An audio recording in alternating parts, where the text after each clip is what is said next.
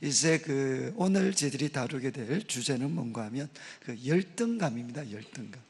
그래서 이 예수님을 믿어도 참 이게 잘 극복이 되지 않는 게 이 열등감입니다. 열등감.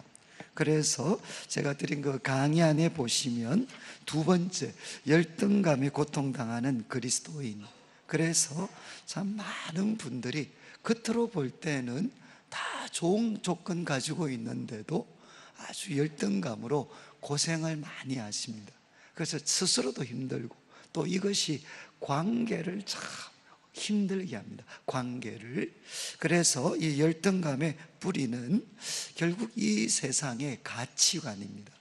이 세상의 가치 잣대로 자기도 보고 또 남도 보니까 거기에 비교의식이 더해지면 결국은 열등감이 생기게 됩니다. 그래서 세상에서 기초한 조건들, 외모나 학벌이나 또 부모 능력이나 직업이나 이런 것들에 자신이 부합되지 못하다라고 느낄 때 그때 사람들은 열등감을 느낍니다. 그리고 하나님을 떠난 가인의 문화가 결국 이런 가치관을 만들었습니다.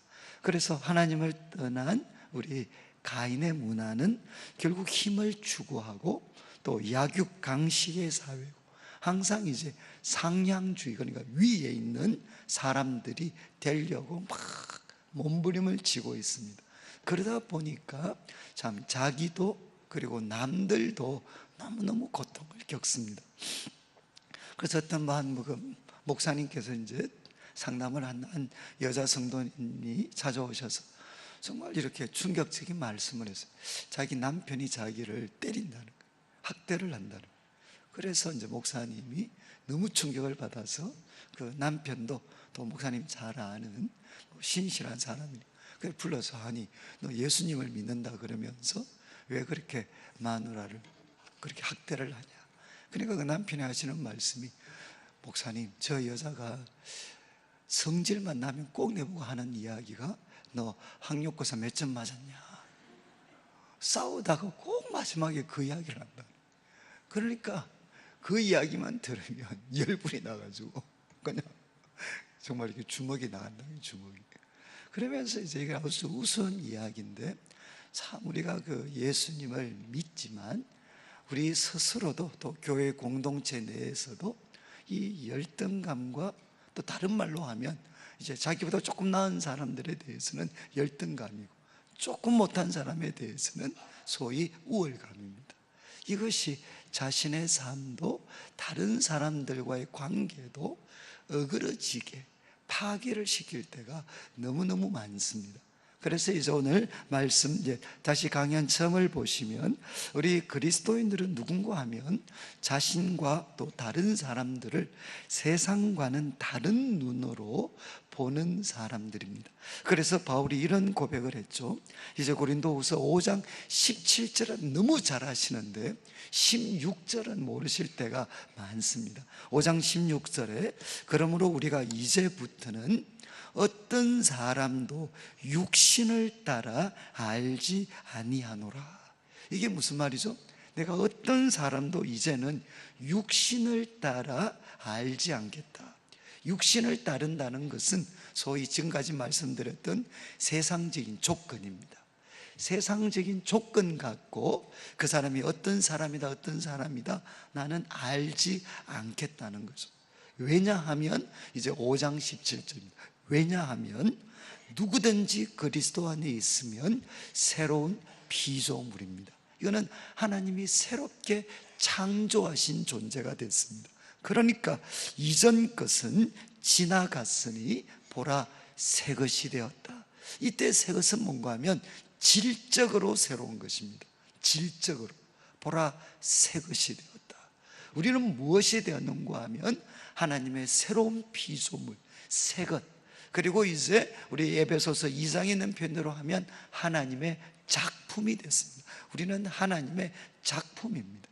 그러니까 이제는 사람들을 그들이 가지고 있는 외적인 조건을 갖고 평가하지 않겠다는 거죠. 그러면서 바울이 이제 자신을 향해서도 이렇게 고백을 했습니다. 무엇이든지 내게 유익하던 것을 그리스도를 위해 다 해로 여겼다. 또한 모든 것을 해로 여긴 이유는 그리스도를 아는 지식이 가장 고상하기 때문이다. 그를 위하여 모든 것을 잃어버리고 배설물로 여김은 이유가 뭡니까? 그리스도를 얻기 위해서. 그래서 사도 바울은 자신을 향해서 이야기를 합니다. 나는 나한테 유익했던 모든 것, 이게 뭔가 하면 바로 조건입니다. 그로 하여금 우월감을 느끼게 만들어 주었던 그 모든 조건들, 그것을 나는 해로 배설물로 여긴다. 이유는 뭔가 하면 그래야 그리스도를 얻고 그리스도를 아는 지식이 가장 고상하기 때문에 내가 이것을 얻기 위해서 모든 것들은 내가 해로 여긴다 라고 고백을 했습니다. 그리고 이제 이 부분에 있어서는 예수님이 참 우리들에게 많은 도전을 주십니다. 왜냐하면 바로 세상을 구원할 구원자가 되신 예수님은 소위 스펙, 외적인 조건이 아주 평범하셨어요. 어떻게 보면 보잘것없었습니다. 그래서 보시면 그 예수님의 학력이 뭐냐? 거의 무학에 가깝습니다. 왜냐하면 요한복음 7장 15절에 예수님의 가르침을 들었던 유대인들이 이런 반응을 보였어요. 유대인들이 놀랍게 여겨 이르되, 잘 보시죠. 이 사람은 배우지 아니하였거늘 어떻게 그를 아느냐? 이거는 뭐겠습니까? 예수님 무식하다 그런 뜻이 아니고 그 당시 사람들이 중요하게 생각했던 그 교육 소위 시스템이 있었던 것 같아요. 그런데 그런 부분에서 볼 때는 우리로 말하면 예수님 학벌이 별로 없었습니다. 그러니까 사람들이 무시하면서 이런 이야기한 거죠. 아니, 배운 것도 없으면서 제대로 배우지도 못했으면서 요즘 같으면 제대로 대학도 못 나오면서 어떻게 그를 아느냐? 예수님의 학력은 사실은 무학에 가까웠습니다. 그리고 또 예수님의 출신은 나사렛이었어요. 나사렛. 그곳은 가난하고 평범한 백성들이 사는 곳입니다. 사는 곳. 그래서 이야기하죠. 요한복음 1장 46절에 나사렛에서 무슨 선한 것이 나오겠느냐? 내가 그리스도를 만났다. 그분은 나사렛 예수다. 이렇게 빌립이 친구 나다나엘한테 소개하니까 나다나엘이 야, 나사렛에서 무슨 선한 게 나올 수 있냐? 그렇게 무시받던 곳에서 예수님은 자라셨습니다. 그리고 예수님 외모는 어떠셨겠는가? 많은 분들이 그림 보고 예수님이 잘생겼을 거다, 요즘 송중기와 비슷하게 생각하시면 큰일 납니다.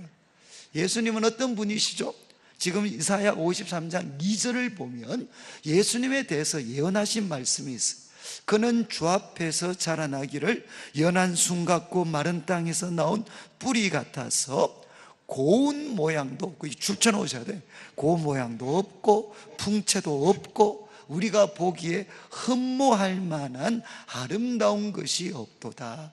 예수님에 대해서 예언을 하셨어요. 그러니까 예수님께서는 이걸 성취하셨으니까 우리는 이야기할 수 있습니다. 예수님은 고운 모양도 풍채도 또 우리가 볼 때 흠모할 만한 그런 매력적인 외적 외모를 갖지 않으셨다는 거죠. 그러면 또 우리가 성경에서 예수님이 또 말씀을 하셨습니다. 이제 기독교의 역설이라고 표현한 부분을 보시면 예수님이 산상설교와 맞먹는 평지설교에서 예수님이 이렇게 선언을 하셨습니다. 너희 가난한 자는 복이 있다. 왜? 하나님의 나라가 너희 것이기 때문에. 지금 줄인 자가 복이 있다. 너희가 배부름을 얻을 것이니까. 하나님이 주시는 배부름을 소유할 수 있으니까. 지금 우는 자는 복이 있다. 왜? 너희가 하나님이 주시는 기쁨을 가질 것이기 때문에. 반대로 화 있을 진저 너희 부요한 자여 너희는 너희의 위로를 이미 받았다. 화 있을 진저 지금 배부른 자여 너희는 줄이고, 화 있을 진저 너희 지금 웃는 자여 너희가 애통하며 울리로다. 왜 예수님께서 이렇게 말씀하셨겠습니까? 하나님밖에 의지할 것이 없는 가난한 사람들, 그들이 하나님의 다스림과 보호와 또 하나님의 채우심을 경험하고 누릴 것이기 때문에 그들이 복된 자들이다 라고 예수님이 말씀하셨습니다. 그리고 우리가 너무나도 잘 아는 바울의 고백이 있죠. 바울의 고백. 바울이 하나님께 3번이나 기도했습니다. 육체적인 가시 좀 없애달라고 기도했을 때 하나님의 답변이 내 은혜가 내게 족하다. 내 능력이 약한 데서 온전하여 짐이라. 바로 주님의 이 응답을 받고 바울이 오히려 기뻐하는 거죠. 약한 것에 대해서 자랑합니다. 왜? 그리스도의 능력이 내게 머물게 하려 합니다. 그래서 바울은 고백을 합니다. 바로 약한 그때가 강해지는 때라는 거죠. 자, 이제 이런 내용들을 우리가 쭉 보시면서 우리가 열등감으로부터 이제 벗어날 수 있는 것, 우리가 우리 성도님들이 첫 번째 기억하셔야 되는 것은 열등감을 느끼게 하는 세상의 잣대가 있습니다. 그 세상의 기준에 대해서 내가 죽었다라는 것을 선포하고 기억하셔야 돼요. 그래서 우리가 잘 아시는 갈라디아서 2장 20절, 내가 그리스도와 함께 십자가에 못 박혔습니다. 나는 그리스도와 함께 십자가에 못 박혔습니다. 그래서 예수님을 믿게 되었을 때 죄에 대해서 죽었을 뿐만 아니라 이 세상의 가치관 기준에 대해서도 나는 예수님과 함께 십자가에 죽었다는 것입니다. 그래서 바울이 고백을 합니다. 이제 내가 육체 가운데 사는 것은 나를 사랑하사 나를 위하여 자기 몸을 버리신 하나님의 아들을 믿는 믿음 안에서 사는 것이다. 그래서 내가 그리스도인으로 산다는 것은 여러분, 나 자신의 가치를 어떻게 확인한다는 겁니까? 내 자신이 귀하고 가치 있는 존재다라는 것을 어떻게 확인받느냐? 이 세상이 중요하게 생각하는 조건을 가졌기 때문에 내가 가치 있는 인생이 되는 게 아니라 내 자신의 가치는 어디에서 나타나느냐? 나를 사랑하사 나를 위하여 자기 몸을 버리신 하나님의 아들, 그 하나님의 아들의 눈으로 나를 볼 때 내 자신의 가치를, 진정한 가치를 확인받을 수가 있다는 겁니다. 그래서 내가 얼마나 귀하면 하나님의 아들이신 예수님께서 나를 사랑하십니다. 그리고 또 나를 위해서 자기 생명을 들이셨어요. 그 말은 뭐죠? 그만큼 내가 귀하다는 것입니다. 그래서 우리 이제 찬송가 563장 3절에도 뭐 그런 고백이 있잖아요. 내가 연약할수록 귀하게 그분은 여기십니다. 여러분, 첫 번째 기억하셔야 되는 것은 이 세상의 잣대에 대해서 내가 죽었습니다. 그리고 내 안에 그리스도께서 살고 계시고 나는 하나님의 새로운 피조물이고 하나님의 걸작품이다 라는 것을 선포해야 된다는 거죠. 거기에서 이제 더 나아가서 두 번째, 내 인생의 주인이신 주님을 기대해야 된다는 겁니다. 여러분, 가인의 문화에서 내가 열등하다고 생각하는 모든 것을 내려놓고 내 인생의 운전대를 주님께 맡겨야 됩니다. 그래서 이제 잠언 16장 9절, 사람이 마음으로 그 길을 계획할지라도 걸음을 인도하시는 분은 여호와십니다. 여호와. 그래서 많은 분들이 그런 후회를 가지고 있잖아요.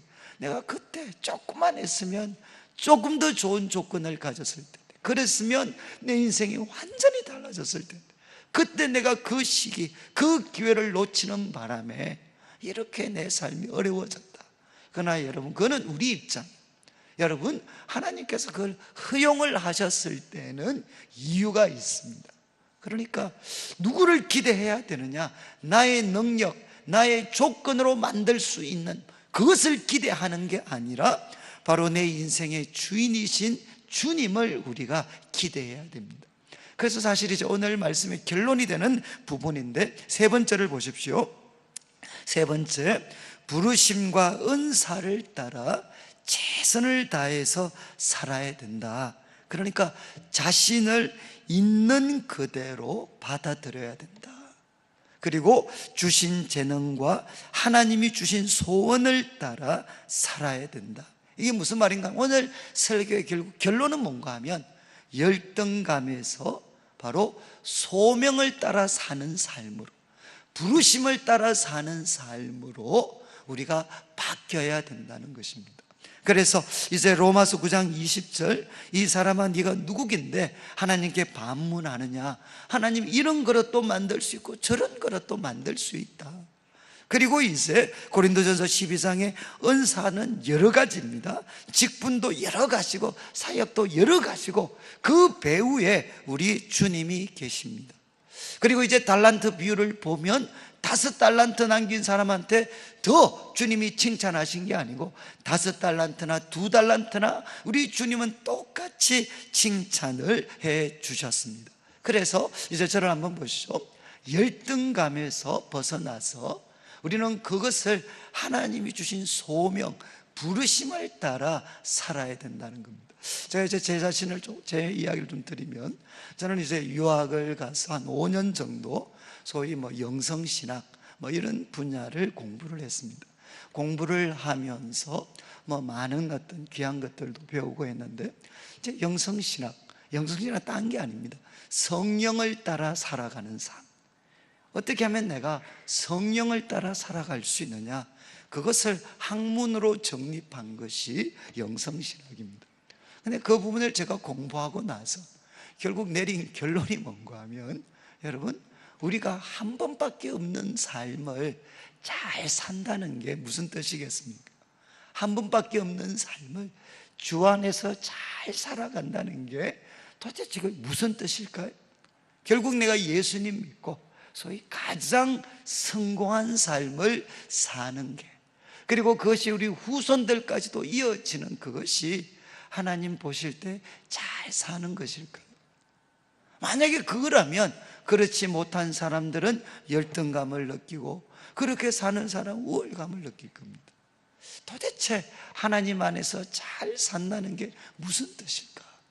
결국 제가 공부를 하면서 내린 결론은 뭔가 하면, 하나님이 정하신 각자의 길을 걸어가는 것, 하나님이 정하신 각자의 길을 걸어가는 게 바로 잘 사는 것이다. 저는 사실 아마 공부하면서 제가 내릴 수 있었던 가장 귀한 결론이 바로 이것이었습니다. 여러분, 제가 이제 한국교회를 한 5년 정도 떨어져서 보니까 꼭 한국교회는 어떤 모습이었느냐, 벽돌 찍어내는 것 같았어요. 무슨 말인가 하면, 우리 성도님들은 다 다르시잖아요. 다 다르신데 100일 반, 200일 반, 300일 반, 400일 꼭 마치 벽돌 찍어내는 것처럼, 공장으로 하면 대량 생산하기 위해서 벽돌 찍어내는 것처럼 성도들을 팍팍팍팍팍팍 찍어내면서 거기에 도달하지 못하거나 미치지 못하는 사람들은 뭔가 무시하고 도태되고, 그리고 거기에 좀 잘 적응하는 사람들은 이렇게 되고, 그러니까 결국 무엇이 없느냐, 각자의 독특함이 없어져 버리는 거죠. 여러분, 우리는 다 다릅니다. 우리는 태어날 때부터 성장 배경과 자라왔던 과정, 모든 게 다 달라요. 그러니까 다 다른데 모두를 그냥 똑같은 벽돌로 만드는 것 같았어요. 그래서 여러분, 제가 말씀드린 것처럼 성경에서 우리가 성령을 따라 산다는 것, 잘 산다는 것은 무엇이냐? 하나님이 정해놓으신, 하나님이 인도하시는 각자의 길을 걸어가는 거다. 그러니까 저는 목사로서 저의 길이 있습니다. 그리고 우리 성도님들은 하나님께서 우리 성도님들을 위해 준비하고 계시는 그 각자의 길이, 그 길이 있다는 거죠. 그 길을 걸어가야 된다는 거죠. 그러니까 우리가 예배를 드리고 또 많은 성경 공부 프로그램과 아니면 또 교육과 예치 모임과 이런 모든 모임을 통해서 우리가 해야 되는 게 뭐겠습니까? 똑같아지는 게 아니라 하나님이 정해놓으신 각자의 길을 걸어갈 수 있도록, 각자의 길을 확인하고 걸어갈 수 있도록 도와줘야 된다는 거죠. 저는 이제 오늘 열등감과 말씀을 드려서 여러분, 우리를 열등감 느끼게 하는 많은 이유들이 있습니다. 그래서 우리는 그것이 없기 때문에 우리는 많이 울었어요. 그리고 지금도 울고 있습니다. 근데 여러분, 이제 우리 성도님들 다 그런 거 경험하셨을 것 같아요. 지금 우리가 울고 있는 그 조건, 그러나 그것 때문에 우리가 울고 있지만, 그러나 하나님께서 우리에게 도와주시면 나중에는 깨닫습니다. 내가 울었던 그 조건이 무엇이 되느냐? 하나님 나라를 확장하고 다른 사람을 섬기는데 가장 강력한 무기가 됩니다. 아마 이제 우리 목회자들은 웃으면서 그런 이야기를 해요. 앞으로 저 사람은 소위 훌륭한 목사가 될까 안 될까 뭐 대충 알아요. 뭘 보면 알겠습니까? 목사가 되기에는 너무 고생 안 하는 애들이 있어. 모든 조건이 너무 좋아요. 그리고 모든 배경이 너무 좋아요. 그러니까 우리는 믿어요. 제 앞으로 힘들겠다. 근데 우리는 저는 목사님은 범상치 않다. 다 누구겠습니까? 지질이 더 고생한 사람. 그런데 그 속에서 하나님을 만나고 성령의 능력을 경험하고 말씀에 살아 움직이는 것을 경험한 사람들은 대화를 해보면 달라요. 그냥 우리는 압니다. 저 사람 예사롭지 않다, 예사롭지 않아. 여러분, 나중에 우리 성도님들도 다른 사람을 도와보려고 하면, 내가 정말 내 삶의 목적이 예수님처럼 다른 사람을 잘 섬기는 거다, 그리고 하나님 나라를 확장해 가는 거다 라는 것을 내가 정말 확신하고 그 삶의 나를 한번 들여보면, 여러분, 우리들의 생각 하나 다른 게 뭐냐? 다른 사람을 섬기는 데 있어서 가장 강력한 무기는 얼마나 내가 많은 조건, 돈과 권력과 그런 것을 가졌느냐, 그것 가지고 사람을 섬기는 게 아닙니다. 사람을 섬기는 것은 뭐죠? 바로 우리들의 약함, 우리들이 울었던 그 내용들, 바로 우리들이 좌절케 만들었던, 우리들을 열등감에 빠뜨렸던 그것이 뭐가 되느냐? 다른 사람을 섬기는데 가장 강력한 무기가 될 수 있습니다. 그리고 여러분, 정말 우리를 열등감 느끼게 했던 그 수많은 경험들이 사실은 어떻게 되는 거예요? 그 속에 사실은 역설적으로 하나님의 부르심이 있습니다. 소명이 있습니다. 저는 이제 만약에 저도 이제 고등학교를 졸업할 때까지는 뭐 여러 가지 공부도 그렇고 조건들이 괜찮았어요.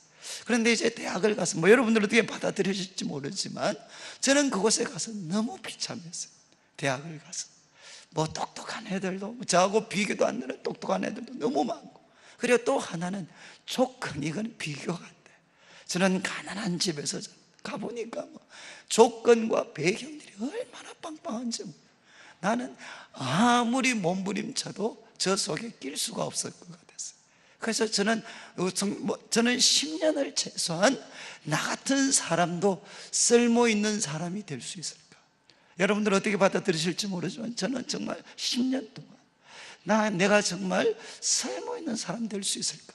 물리학 공부를 해도 안 되고, 그래서 이제는 신학으로 바꾸어서 전도사가 됐지만 또 전도사가 돼서 여전히 무기력하고 실패하고, 또 그래서 남들 좀 도와보겠다고 난지도 가서 했지만 또 그게 또 여전히 이렇게 또 실패하고 절망하는 것 같고, 그래서 저는 10년을 최소한 나 같은 사람에게도 미래가 있을 수 있을까?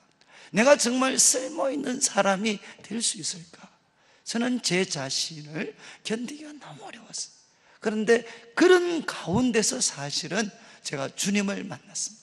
저는 주님께서 제게 찾아오셔서 그렇게 열등감 그리고 좌절감에 떨고 있는 저한테 찾아오셔서, 나는 너를 부끄러워하지 않는다. 난 절대로 너를 부끄러워하지 않아. 네가 중요하게 생각하는 그런 가치, 학점, 학벌 그런 거 없다 할지라도 나 너 부끄러워하지 않아. 정말 이 말씀이 저를 살리셨어요.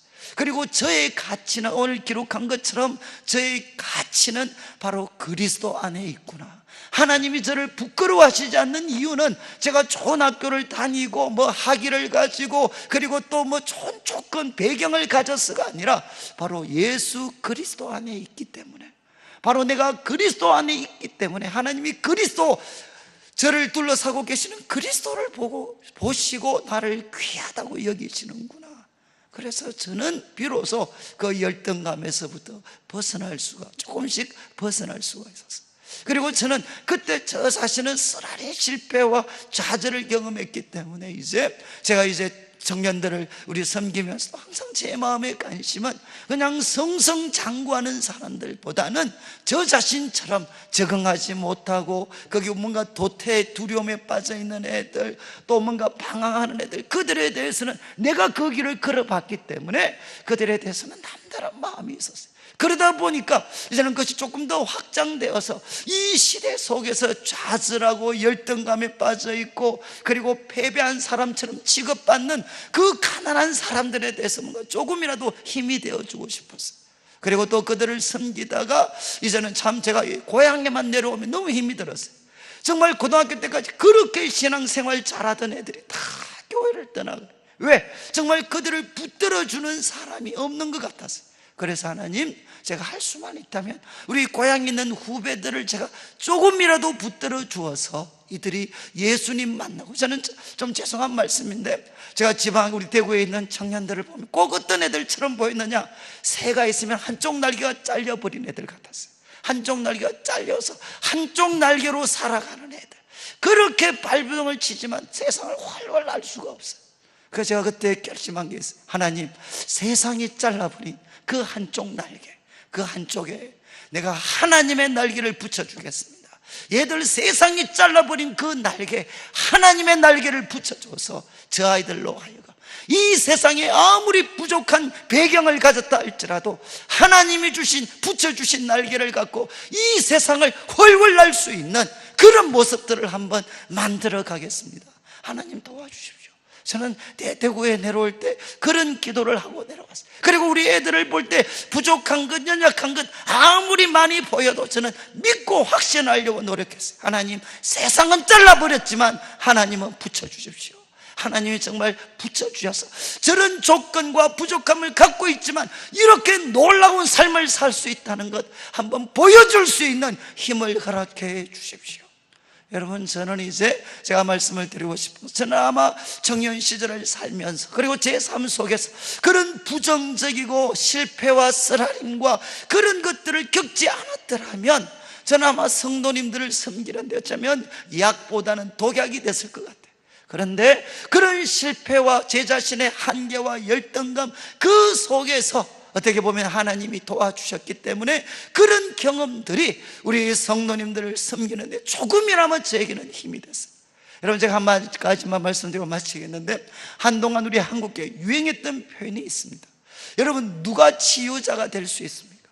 도대체 누가 치유자가 될 수 있죠?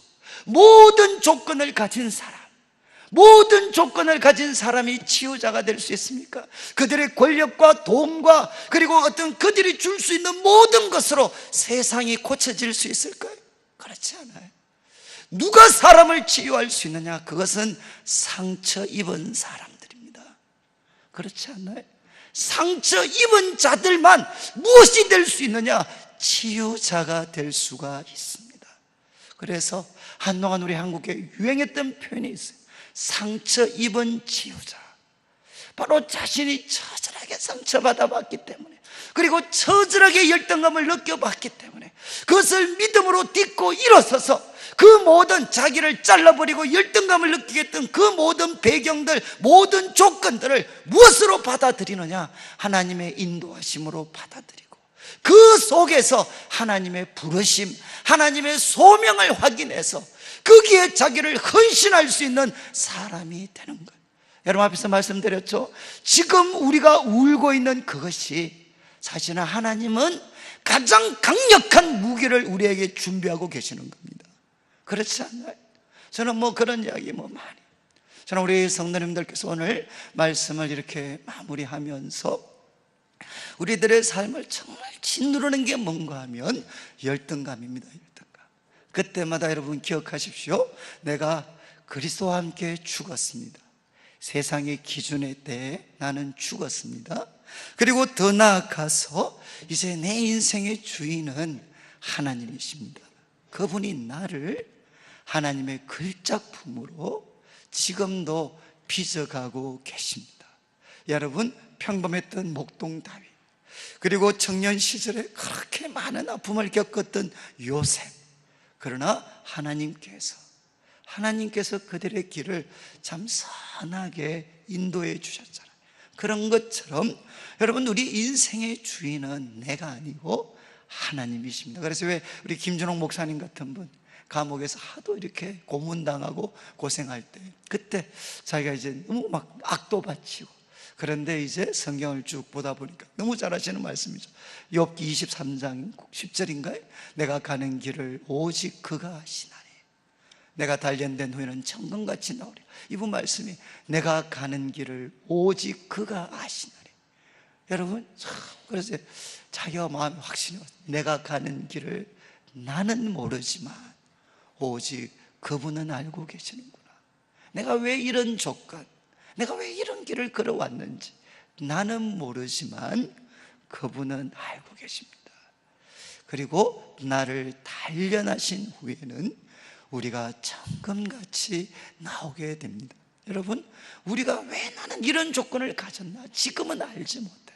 그러나 그분은 알고 계십니다. 그리고 그분은 우리를 연단하신 다음에 천금같이 우리는 나오게 됩니다. 그래서 우리들의 삶, 정말 우리에게 고통을 주는 그 눈물을 흘리게 만드는 그것이, 그 속에 우리들의 부르심이 있어요. 그래서 제가 한 가지만 더 말씀드리면, 우리 예친이나 우리 교회 공동체에도 참 많은 아픔을 갖고 있는 분들이 있습니다. 그분들을 돕는다는 것, 그분들을 세워준다는 것은 참 어려워요. 많은 사람들이 도와주는 과정에서 아픔을 겪을 때가 너무너무 많습니다. 그러나 여러분, 우리가 그 길을 포기할 수 없는 이유가 뭐겠습니까? 그분은 그 한 사람이 아닙니다. 저는 그런 표현을 써요. 저분은 노다지다, 노다지. 무슨 말이죠? 노다지는 가면 노다지입니다. 하나만 있는 게 아닙니다. 여러분, 그 아픔, 그 조건을 가진 사람 하나가 성령님이 도와주시고 우리 성도들이 협력해서 그분 잘 섬겨서 그 아픔을 딛고 일어서는 한 사람이 나오면 그 사람만 구원받는 게 아닙니다. 그와 같은 똑같은 아픔을 가진 수많은 사람들에게 구원의 길이 열리는 겁니다. 그분들은 살아나면요, 그분들이 회복하면 속된 말로 떼거리로 몰려와요. 왜? 그 아픔을 겪지만 아무도 내 인생에 이런 조건, 이런 아픔을 가진 나에게 미래가 있다는 것을 보여줄 수 있는 사람이 아무도 없었습니다. 그런데 누군가가 그것을 딛고 일었으면 바로 거기에 구원의 문이 열리는 겁니다. 여러분, 저는 청년들한테 그런 이야기를 자주 했어요. 넌 절대로 혼자가 아니야. 혼자가 너 뒤에 수많은 후배들이 기다리고 있어. 수많은 후배들이 너와 같은 똑같은 조건을 가진 애들, 그 열등감에 사로잡혀서 살 수밖에, 그 똑같은 조건을 가진 애들이 지금 쫙 후배들이 기다리고 있어. 뭘 기다리느냐? 이 조건 가지고도 내가 바로 내 인생이 살만하고 내가 하나님 앞에 쓰임받을 수 있다는 거 보여줄 수 있는 바로 그 한 사람을 지금도 수많은 사람들이 기다리고 있어. 그러니까 네가 아무리 힘들어도 너를 보고 있는 후배들을 위해서, 다음 사람들을 위해서 절대로 포기하면 안 돼. 포기. 네가 일었으면 너 혼자가 아니야. 네가 살면 뒤에 있는 후배들 다 살아날 수 있어. 다. 사랑하는 성도님들 마찬가지입니다. 저는 우리 성도님 오늘 말씀 마무리하면서 앞으로 우리들이 열등감을 느끼게 할 때마다 하나님, 이것을 하나님 나라, 다른 사람을 섬기는 강력한 무기로 바꾸어 주십시오. 그리고 제가 열등감에 지배되는 것이 아니라 제가 부르심을 따라, 소명을 따라 살겠습니다. 그리고 고통당하는 사람들 끝까지 붙잡아 주어서 바로 그곳에 구원의 문이 열리도록 섬기겠습니다. 하나님, 저를 도와주시고 사랑하는 우리 성도님들을 도와주십시오. 기도하시는 귀한 새벽 되시면 좋겠습니다.